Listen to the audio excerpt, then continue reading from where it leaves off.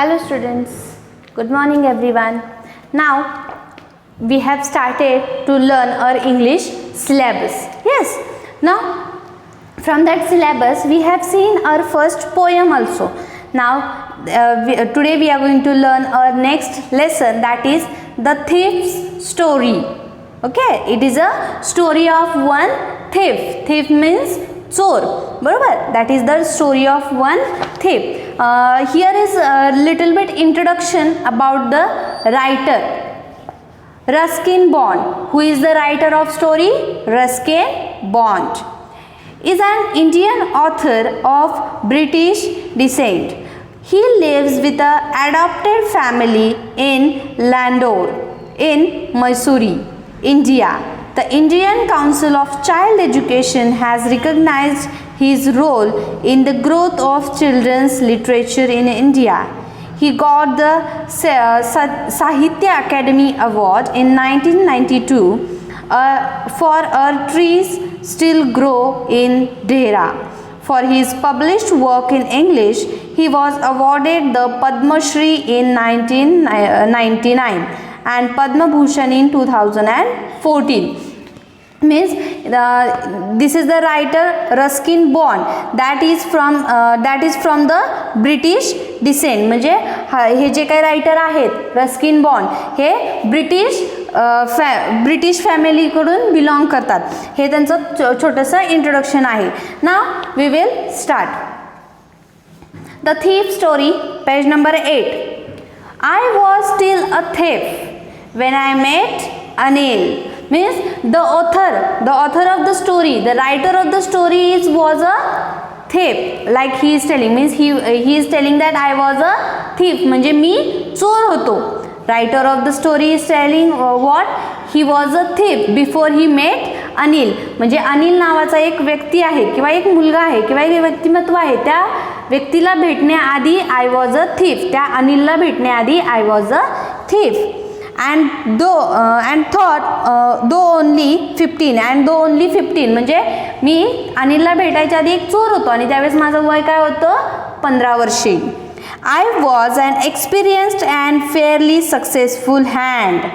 I was an experienced म्हणजे अतिशय experience असलेले चांगला फेअरली सक्सेसफुल हँड. म्हणजे तो काय सांगतोय, सुरुवातीला सांगितलं आय वॉज अ थीफ म्हणजे तो काय होता, चोर होता.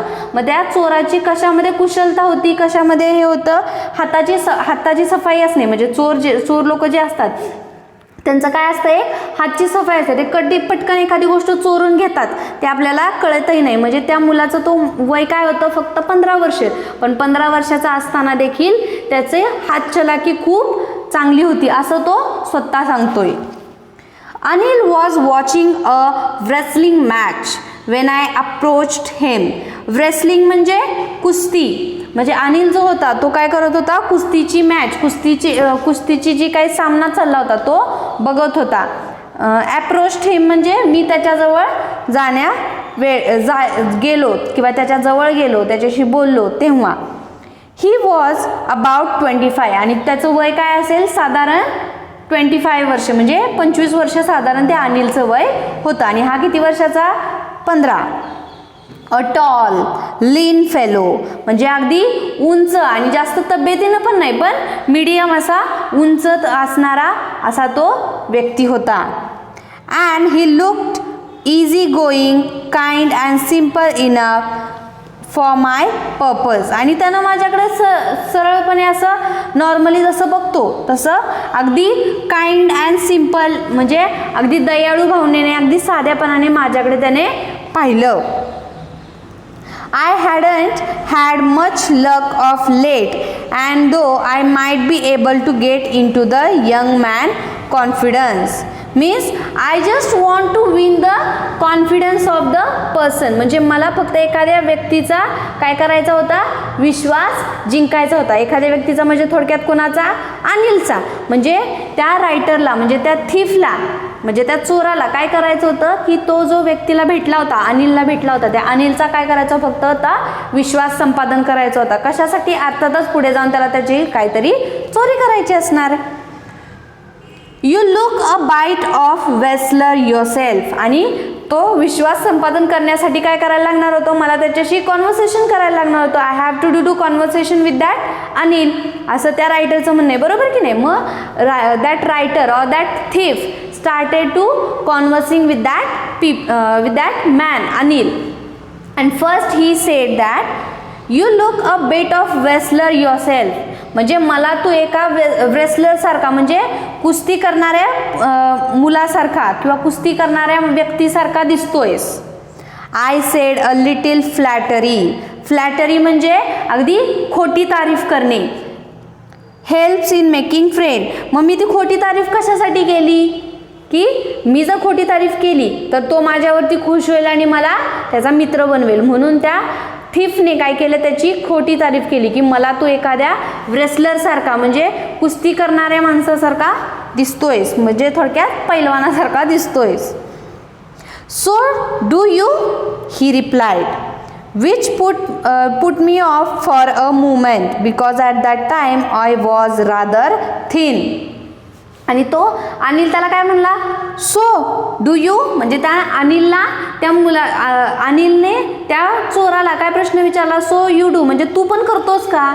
आणि ही replied, which put me of for a moment because at that time I was rather thin. आणि ज्यावेळेस त्याने मला विचारलं की तू पण कुस्ती करतोस का, त्यावेळेस मी थोडासा चकित झालो, शांत झालो. का तर त्यावेळेस मी एकदम थिन म्हणजे एकदम पतला, दुबला पतला असा होतो. Well I said modestly, I do vessel a bit. आणि त्यावेळेस मी चकित झालो. का तर मी एकदम दुबला पतला असा होतो आणि त्याने मला विचारलं तू पण कुस्ती खेळतोस का. त्यावेळेस मी असंच एक उडत असं उडवाउडवीचं उत्तर दिलं. मॉडेस्टली म्हणजे उडवाउडवीचं उत्तर काय दिलं, अगदी सहजपणे, हां कधीतरी करतो. व्हॉट्स युअर नेम. आणि मग त्याने त्या दोघांचं मग आता काय झालंय, कॉन्व्हर्सेशन चालू झालं. मग त्याने त्याला विचारलं व्हॉट्स युअर नेम. नॉर्मली आपण कोणाला भेटल्यानंतर विचारतोस what's your name. Hari Singh, I lied. म्हणजे ह्या चोराने त्याचं उत्तर काय दिलं, हरी सिंग आय लाईड म्हणजे खोटं उत्तर दिलं. म्हणजे त्यानं त्याचं नाव खरं सांगितलं का नाही, ही लाईड टू दॅट अनिल. त्या अनिलला चोर काय बोलला, खोटं बोलला, खोटं नाव सांगितलं. I took a new name every month. The thief is taking new name every month. म्हणजे तो काय करायचा, दर महिन्याला एक नवीन नाव असा शोधायचा आणि नवीन नाव ते चालू ठेवायचा.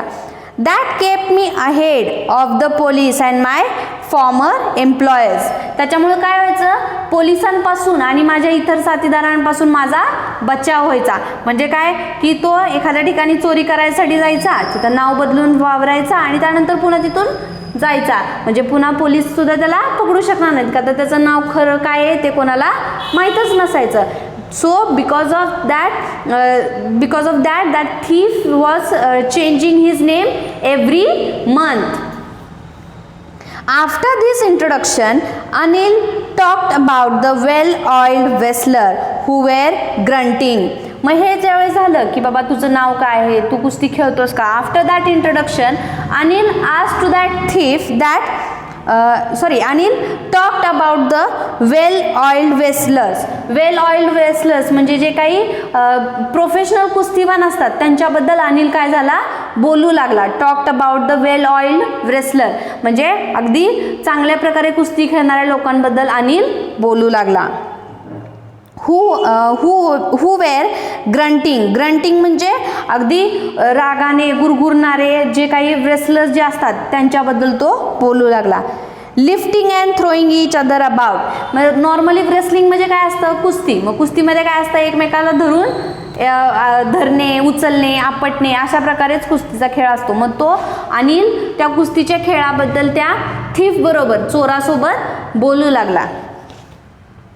I didn't have much to say. माझ्याकडे काही बोलण्यासारखं नव्हतंच का तर मला कुस्तीबद्दल काही माहीत नव्हतं. पण मी त्याला काय केलं होतं, उगीच खोटं उडवाउडवीचं सहजपणे उत्तर दिलं होतं की हां कधीतरी खेळतो. पण माझ्याकडे कुस्तीचं बोलण्यासारखं असं काहीच नव्हतं, असं थीफ म्हणजेच writer of the story is telling. Anil walked away. I followed casually.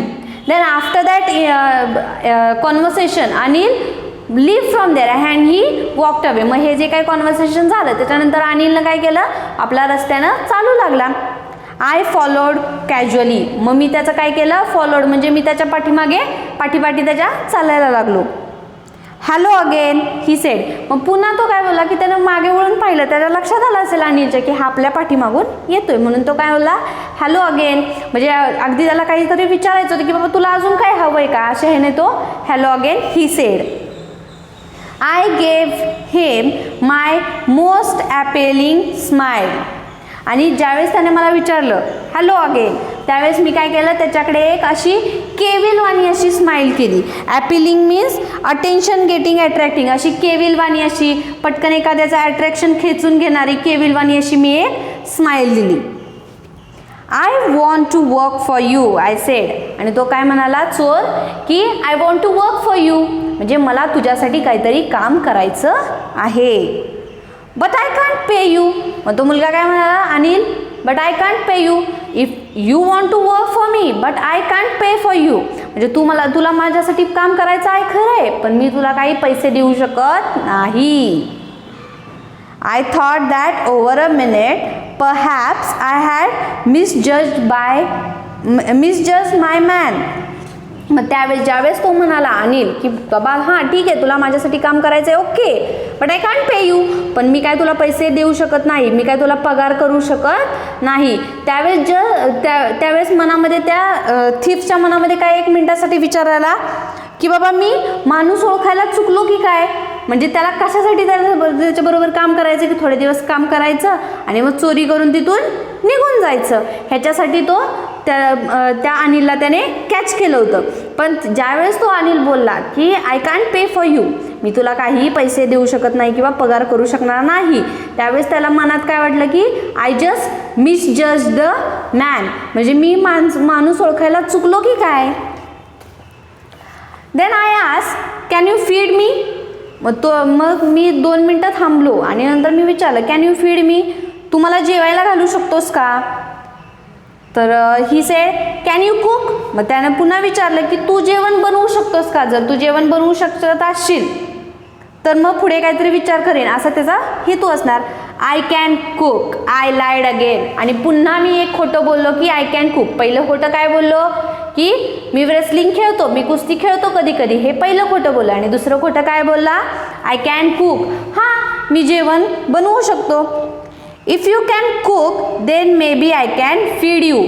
जर का तू जेवण बनवू शकत असशील तर मी तुला जेवण घालू शकेन. म्हणजे त्या अनिलला काय वाटलं की आपण याला आपला जेवण बनवणारा एक कुक म्हणून आपण ह्याला ठेवूयात आणि त्यातूनच त्याला जेवू घालूयात असं अनिलचं म्हणणं आलं. Means Anil was thinking that he can keep that thief as a cook for their home or for him only.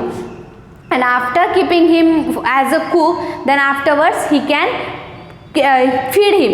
म्हणजे अनिलला वाटलं की मी त्याला माझा कुक म्हणून ठेवू शकेन आणि मी त्याला जेवू देखील घालू शकेन.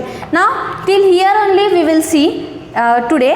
In the next lecture we will see the remaining story. Till that time what you have to do, you have to write down the difficult words with the English and Marathi meaning and read the story in your read the story from your textbook. Means तुम्हाला तुमच्या टेक्स्टबुकमधून ही story read करायची आणि तुम्हाला जे काही शब्द वाटत आहेत, the words you are thinking that difficult for you, that difficult words you have to find from the dictionary and you have to write with English and Marathi meaning. तुम्हाला इंग्लिश आणि मराठी दोन्ही मिनिंगमध्ये डिफिकल्ट वर्ड्स लिहायचे आणि story read करायची. Remaining story we will see next lecture. Thank you.